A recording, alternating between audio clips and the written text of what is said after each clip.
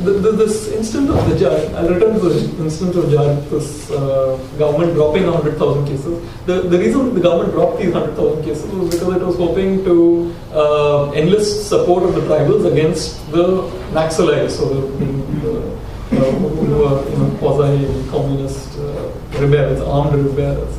And as George pointed out when I told him about the story, he said it's a marriage of communism and communism, which I think is the same way. For some, this issue is actually very live. What do we do? Because we have a huge Maoist terrorist kind of problem in India, which is used to kind of repress all sorts of struggles.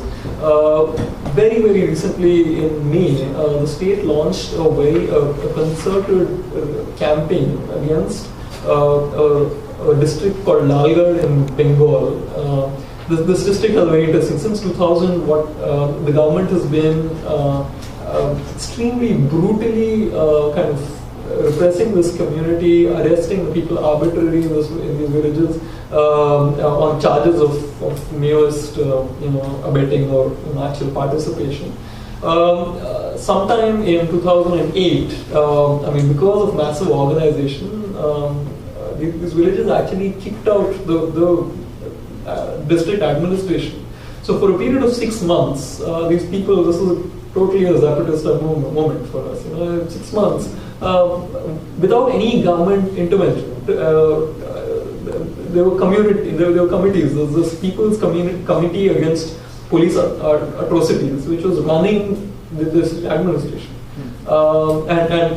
In May, at which time we had our elections, that's when the administration woke up. This committee actually said that we have no problem with elections come, but no police will be allowed. We will provide protection to the election officials. But this is the first time in 9 years that we've actually lived safely without our lives. But this was extremely brutally put down, and all of the media coverage was that Maoist occupation was repelled, whereas this was not actually the case. This was an actual instance of very organic democratic practices, people kind of in solidarity with each other.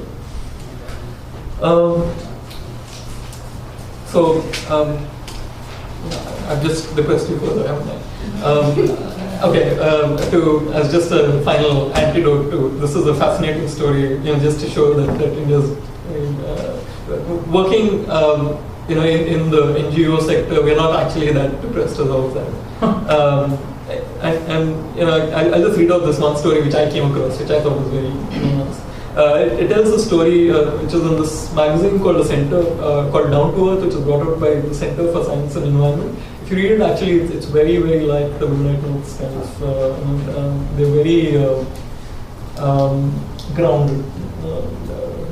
They have the years. So this is one of the stories. It talks about a family called the Meshrams who live in a village in Maharashtra in southern India, and they had worked previously. This husband and wife had worked. They kind of a low caste. He had worked as a mechanic and a driver, and they'd done fishery, but the couple was never happy. We were always anxious about something or the other, especially money and rising prices. Finally, we decided to save, to move away here and grow our own food so that we could live without worries. So they moved into a 7-acre kind of ancestral farm. And they live entirely without electricity, pipe water, security, weatherproof house, regular social contact. And for the most part, they live without money. On their 7-acre land, they plant food crops. They claim that they're never short of food and hardly harvest even half the crops that they grow. This year, they had an excellent okra crop.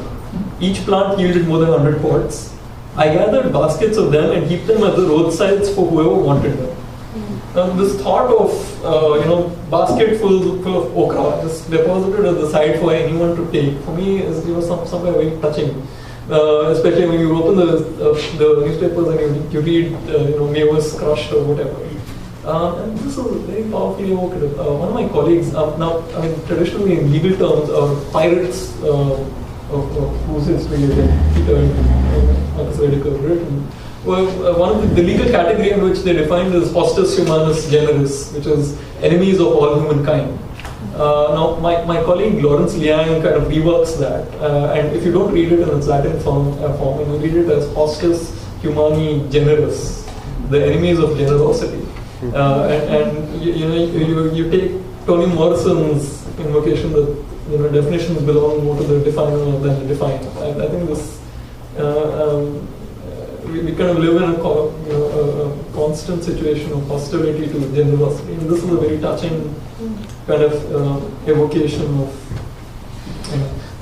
This article goes on to kind of ask why he doesn't bother selling it, and he says that I could sell them, but loche varti, that is, it will only create complications. Which is a constant refrain whenever you ask him, why doesn't he have electricity, why doesn't he have this, why doesn't he have that? So why do they bother to grow more than they need? And the answer is, so we have something to give. Villagers regularly take vegetables and lentils from our farm. Everyone trusts us, and we trust everyone.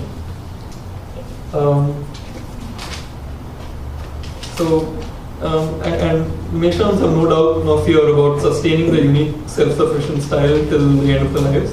When you love the land, it yields abundance. When you love trees and animals, they love you in return. What else do you need? What else do you need?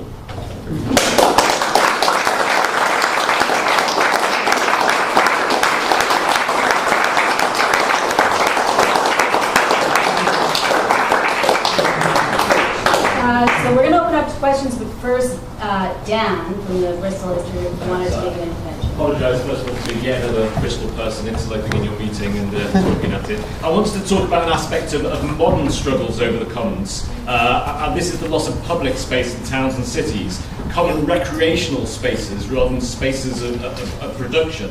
I think the struggles we have in Britain are very similar to struggles you're having in the States. The loss of parklands and informal open spaces, loss to development, privatisation of public streets and the loss of rights of protest in those streets. In Britain we're seeing a lot of the removal of public seating and its replacement with private cafe seating. So if you want to sit down on the streets you have to buy a coffee to do so. This is happening in Britain, it's happening all the struggles taking place over the loss of these public spaces all over the place. But each and every struggle is entirely remote from every other one.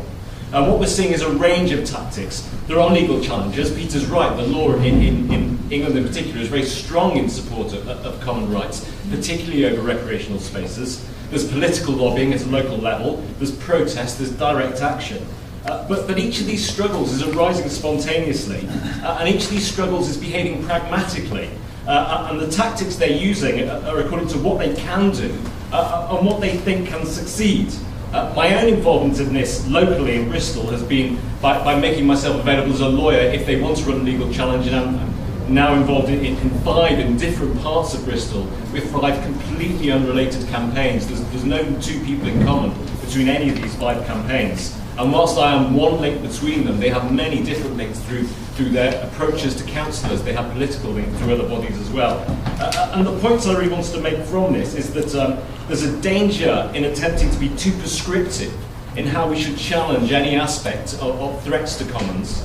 The spontaneous nature of these protests, in that they arise out of local groups, can be almost pushed back by people saying, oh, this is the approach you should take and this is what's successful. And as theorists, we must first observe what is happening around. And whilst we can comment then about it and draw lessons of what is happening, it's important that we don't forget that our role first is to observe what is actually happening in these struggles and not see ourselves as imposing any top-down approach.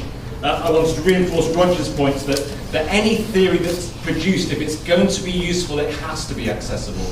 There is no point in speaking in a language that alienates people, and it's a debate we have all the time in our own group, and it's a struggle we have because our events are not for academics and students, they are for members of the public, and it's useless if it's in a language that it makes them feel stupid if they don't understand what's going on. And of course they can understand these issues, because these are issues that affect them in their everyday lives, and they have a natural understanding of what's right and what's wrong, and why the commons are important to them.